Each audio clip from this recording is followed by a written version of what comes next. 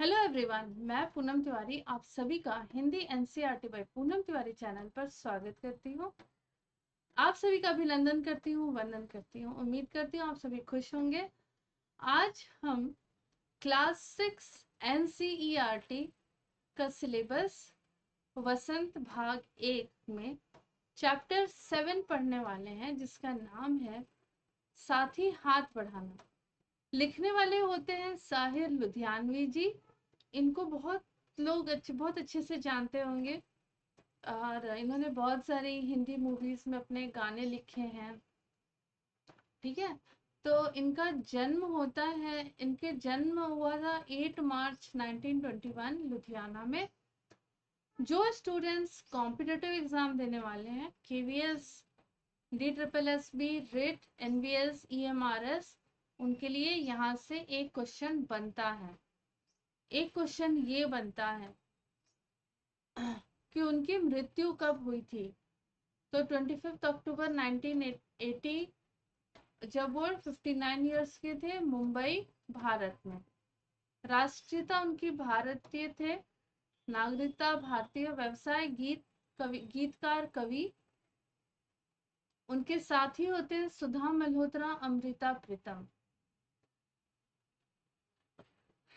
अब यहाँ पर है आना है तो आ, नया दौर 1957 में लिखा था, संगीतकार ओपी नैयर। अल्लाह तेरो नाम ईश्वर तेरो नाम काफी फेमस गाना रहा। पिक्चर मूवी का नाम होता है हम दोनों, 1916, संगीतकार जयदेव।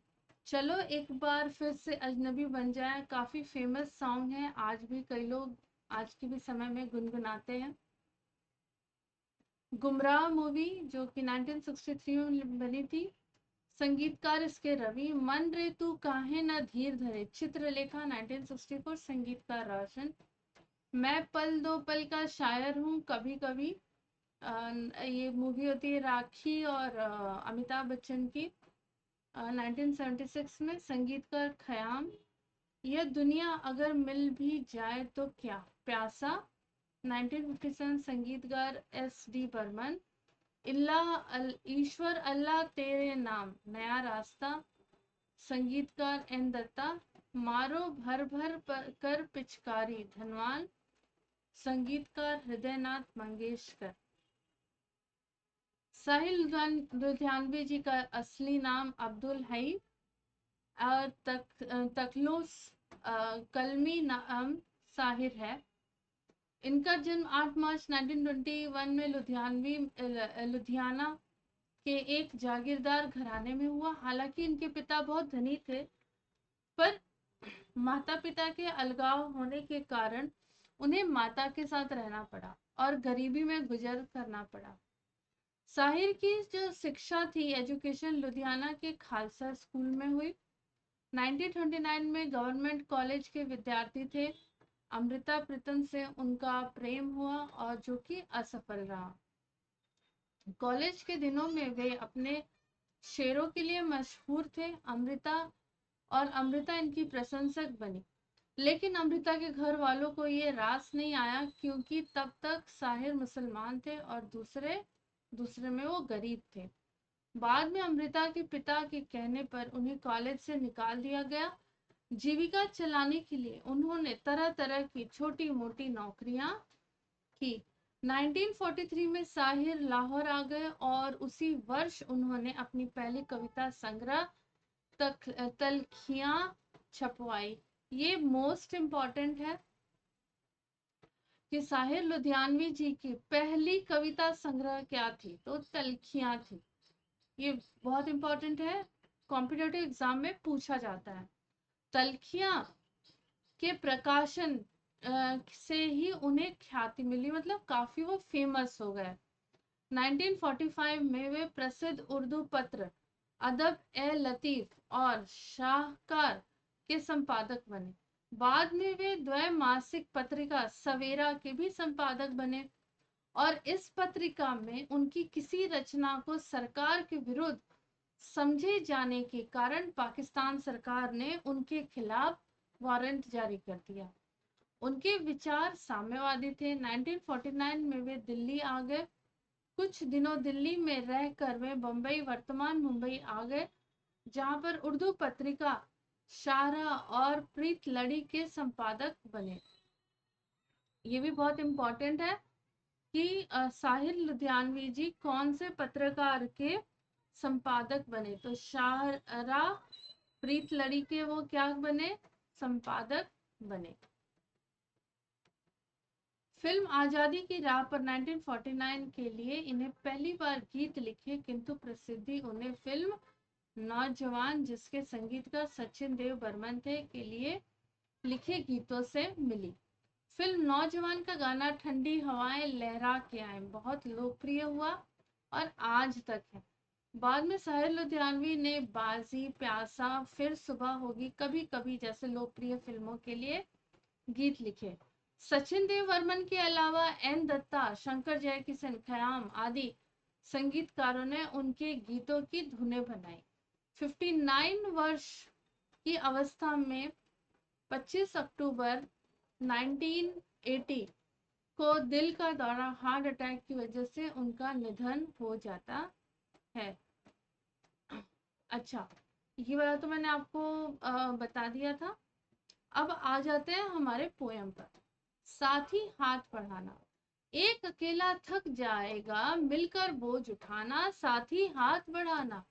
हम मेहनत वालों ने जब भी मिलकर कदम बढ़ाया, सागर ने रास्ता छोड़ा, पर्वत ने शीश झुकाया, फौलादी है सीने अपने, फौलादी है बाहें।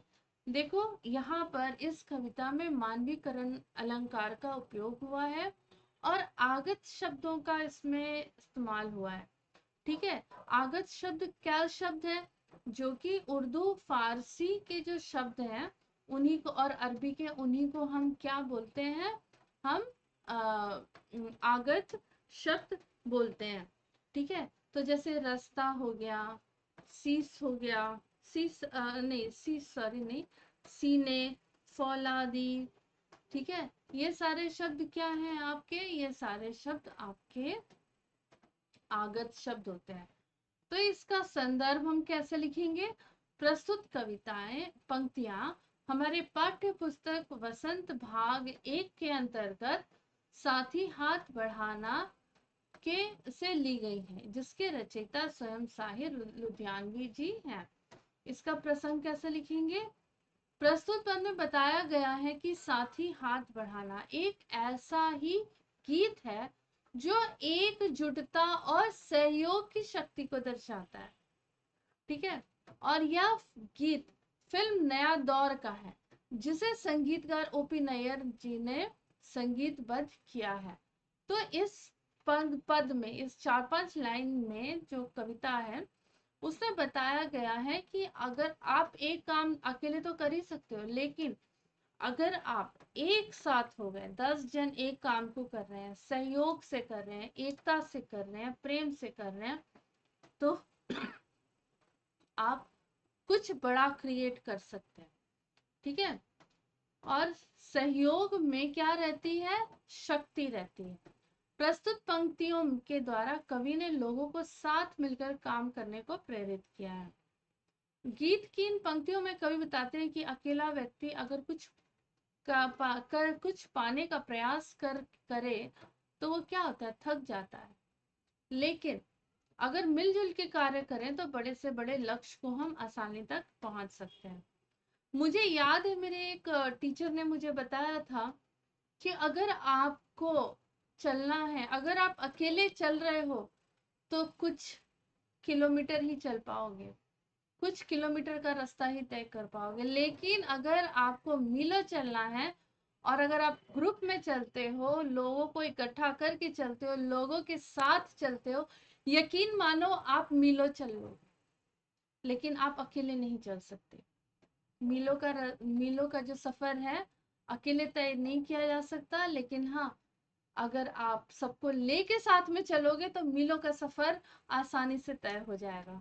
मैंने इस बात को अपने मन में गांठ बांध ली है, बांध के रखी, और ये बात मेरे मन को, मेरी आत्मा को इतनी छू गई कि मैंने अभी मुझे याद आया तो मैंने सोचा कि मैं आप लोग के साथ इस बात को, इन पंक्तियों को मैं क्यों ना साझा करूं।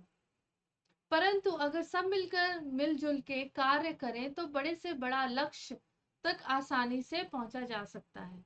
इसलिए कवि चाहते हैं कि भारत निर्माण में सभी हिस्सेदार बने, अपना अपना सहयोग करें। कवि ये भी चाहते हैं कि मेहनती लोगों ने जब मिलजुल कर काम किया है तो क्या होता है, जब अगर हम मिलजुल के काम करते हैं ना, सागर पर्वत क्या होते हैं, इन सबको हम पार कर जाते हैं, क्योंकि उसमें मीलों बहुत सारे लोगों का सजेशन रहता है, उनकी राय रहती है, ठीक है। और एक माइंड नहीं रहता, एक बुद्धि नहीं रहती, हजारों बुद्धियां रहती हैं, सब अपना अपना सजेशन देते हैं और उस बहुत सारे सजेशन मिलके एक नया सजेशन बनता है, एक नया रास्ता मिलता है और फिर हम उससे कोई भी काम कर सकते हैं। कवि कहते हैं हमारी बाहें और सीने फौलाद के बने हैं, बस जरूरत है तो साथ मिलकर काम करने की। अब देखो यहाँ पर तो पहले पद में हमने ये जाना कि एकता में क्या है, शक्ति है। एकता, मिलो चलना है तो साथ में चलना है। हम चाहें तो चट्टानों में पैदा कर दे राहें, साथ ही हाथ बढ़ाना। मेहनत अपनी लेख की रेखा, मेहनत से क्या डरना, कल गैरों की खातिर की आज अपनों खातिर। अपना दुख भी एक है, साथ ही अपना सुख भी एक। अपनी मंजिल सच की मंजिल, अपना रास्ता नेक, साथ ही हाथ बढ़ाना। अब यहाँ पर अगर आगत शब्द देखें तो गैर, नेक, ठीक है, ये सब क्या है, आगत शब्द शब्द है। अब देखो आगे बढ़ते हैं हम लोग।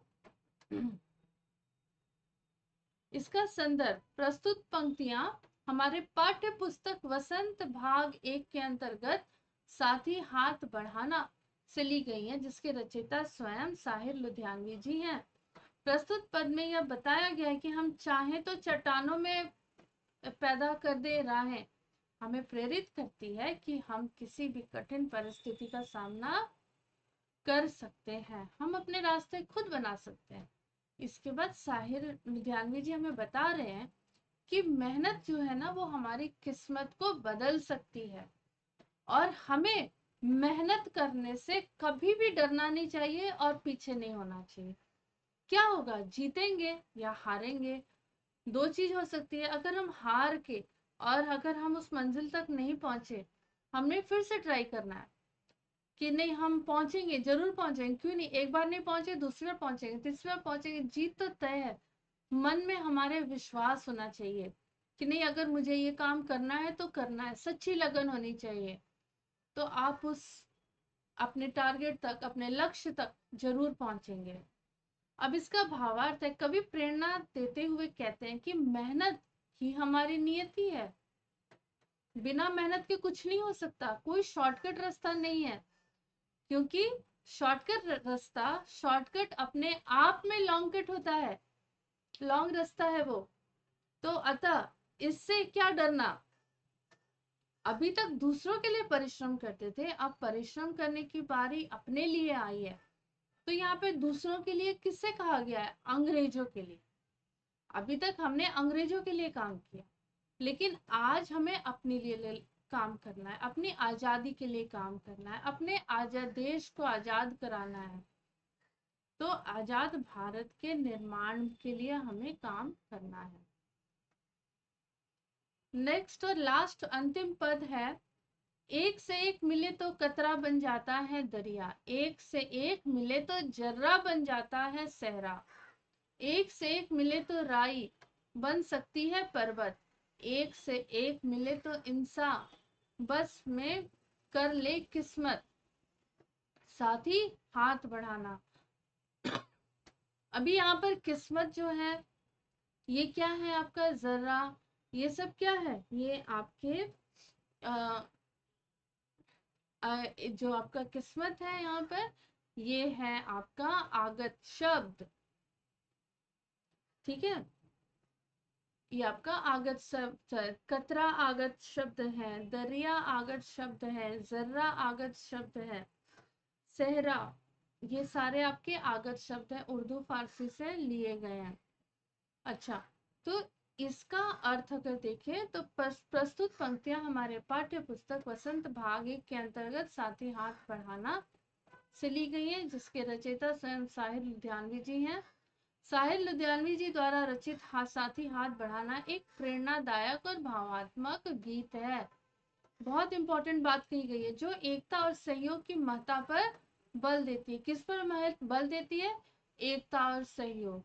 एक विचार कब, एकता कब रहेगी? जब सबके विचार एक होंगे। कहीं ना तो कहीं हमें कॉम्प्रोमाइज करना पड़ता है अपनी सोच में, कि हाँ कोई बड़ा काम करने के लिए हमें क्या करना पड़ता है, अपनी सोच को दूसरों की सोच से मिलाना पड़ता है, उसकी भी बातों को, सामने वाले की भी बातों को हमें इम्पोर्टेंस देना पड़ता है।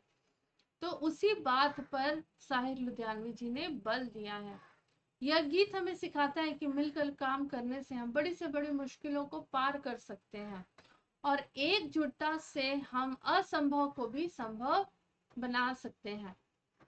प्रस्तुत पंक्तियों में कवि एकता की ताकत को स्पष्ट करते हुए बताते हैं कि एक एक बूंद मिलके दरिया बनता है। एक एक बूंद मिलके, कहते हैं ना, सागर बनता है।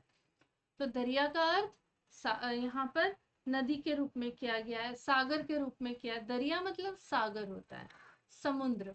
छोटे छोटे जर्रा मिलकर, छोटे छोटे टुकड़े मिलकर सहरा बन जाते हैं। छोटे राई के दाने मिलकर पर्वत बना देने की क्षमता रखते हैं। उसी प्रकार यदि प्रत्येक व्यक्ति एक दूसरे के साथ मिलकर काम करे तो भाग्य को भी पलट कर हम रख सकते हैं। और ये वास्तविकता है, वास्तविकता है। अगर एक घर में 4 जन रह रहे हैं, अगर चारों के विचार अलग अलग हैं, तो यकीन मानिए कोई भी एक निष्कर्ष पर नहीं पहुंच सकता। अगर आपको तरक्की करना है जीवन में, अगर आपको जीवन में आगे बढ़ना है, तो एक परिवार के सभी सदस्यों को मिलकर एक ही बात पर, एक ही राय विचार पर आपको आगे बढ़ना पड़ेगा, तब तरक्की आपकी कदम चूमेगी। कहावतों की दुनिया, अकेला चना भार नहीं फोड़ सकता, एक और मिलकर 11 होते हैं। ऊपर लिखी कहावतों का अर्थ गीत की किन पंक्तियों से मिलता जुलता है? इन दोनों कहावतों का अर्थ कहावत कोश में देखकर समझो और उनके वाक्यों में प्रयोग करो। तो अकेला चना भार नहीं फोड़ सकता किसी भी कार्य को, इसका ये एक कहावत है। और इसका अर्थ होता है कि किसी भी कार्य को पूरा करने के लिए क्या होता है, एकता की आवश्यकता होती है, सहयोग की आवश्यकता होती है, तभी हम किसी भी काम को अंजाम दे सकते हैं। एक और एक मिलकर 11 होते हैं। इसका मतलब कि एकता में शक्ति है। एकता में क्या है? शक्ति है। अभी ये हो गया। उसके बाद अगर हम आगे देखें, नीचे हाथ से संबंधित कुछ मुहावरे दिए, इनके अर्थ समझो और प्रत्येक मुहावरे से वाक्य बनाओ। हाथ को हाथ न सूझना मतलब, हाथ को हाथ न सूझना मतलब कुछ समझ न आना। ठीक है, कुछ समझ न आना। हाथ साफ करना मतलब चोरी करना। हाथ पैर फूलना मतलब डर जाना, भयभीत होना। हाथों हाथ लेना मतलब अति प्रिय होना। ठीक है, तो यहाँ पर अति प्रिय होना या फिर किसी को सम्मान करना। हाथ लगना मतलब, हाथ लगना मतलब अचानक से बड़ा लाभ होना, अचानक लाभ होना। ठीक है, अब इससे आप सेंटेंस बना दो। भाषा की बात देखिए, हाथ और हस्त एक ही शब्द के दो रूप हैं।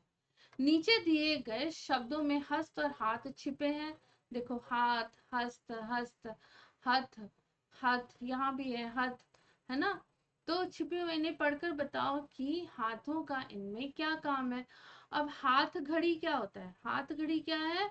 हमारे कलाई पर जो पहनी जाती है, रिस्ट वॉच जिसको बोलते हैं। ठीक है, इसे क्या बोलते हैं हम इंग्लिश में? रिस्ट वॉच बोलते हैं, है ना। हस्तशिल्प, हस्तशिल्प का क्या मतलब होता है? हस्तशिल्प मतलब जो हाथ से लिखा गया हो, हाथ से लिखा गया। निहत्था मतलब जिसके पास हथियार ना, जिसके हाथ में हथियार ना हो, है ना। हस्ताक्षर मतलब, हस्ताक्षर मतलब होता है हाथ से अपना नाम लिखना या हाथ से दस्तखत करना, हाथ से पेपर पर दस दस्तखत करना, है ना, सिग्नेचर करना। हथौड़ा ये एक लोहे का औजार होता है, लोहे का औजार, है ना। हस्तक्षेप मतलब किसी पे अपनी किसी के बातों के बीच में बोलना, ठीक है, बीच बचाव करना।